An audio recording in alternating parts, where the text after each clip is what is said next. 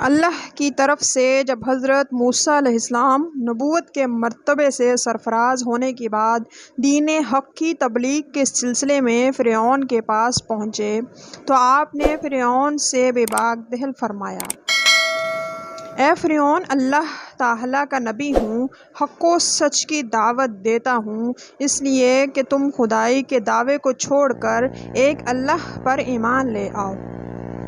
فرعون کہنے لگا: اے موسیٰ، اگر تم اللہ تعالیٰ کے نبی ہو تو کوئی معجزہ دکھاؤ۔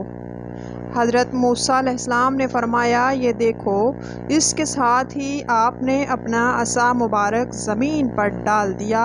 وہ عصا مبارک زمین پر آتے ہی ایک بہت بڑا اژدہا بن گیا، جو اپنا زرد رنگت والا منہ کھول کر زمین سے 1 کلومیٹر سے بھی زیادہ اونچائی تک اپنی دم پر کھڑا ہو گیا۔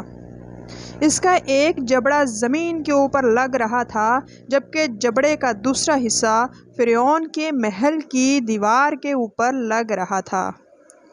اچانک اژدہے نے حرکت کی اور اس کا رخ فرعون کی طرف ہو گیا۔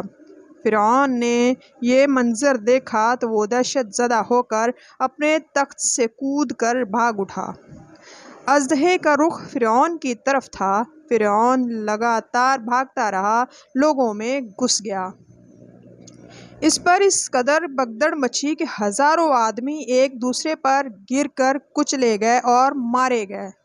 فرعون ڈرتا ہوا گھر کے اندر داخل ہو گیا اور اس نے چیخ و پکار شروع کر دی اور کہا: اے موسیٰ، تجھے اس کی قسم جس نے تجھ کو نبی بنایا، اس کو پکڑ لو۔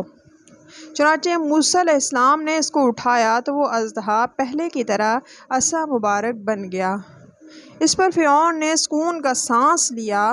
یہ معجزہ پاک دیکھ کر بھی فرعون اللہ کی وحدانیت پر ایمان نہ لایا اور پھر اپنی مشرکانہ حرکتوں میں لگ گیا، لیکن حضرت موسیٰ علیہ السلام نے بھی ہمت نہ ہاری، بار بار فرعون کے دربار شاہی میں اللہ رب العزت کی طرف بلانے کے لیے کلمہ حق بلند کرتے رہے۔ صدق اللہ العظیم۔ ہماری ویڈیو اچھی لگے اس کو لائک کریں، چینل کو سبسکرائب کریں تاکہ آنے والی ہر ویڈیو آپ تک پہنچتی رہیں۔ اللہ حافظ۔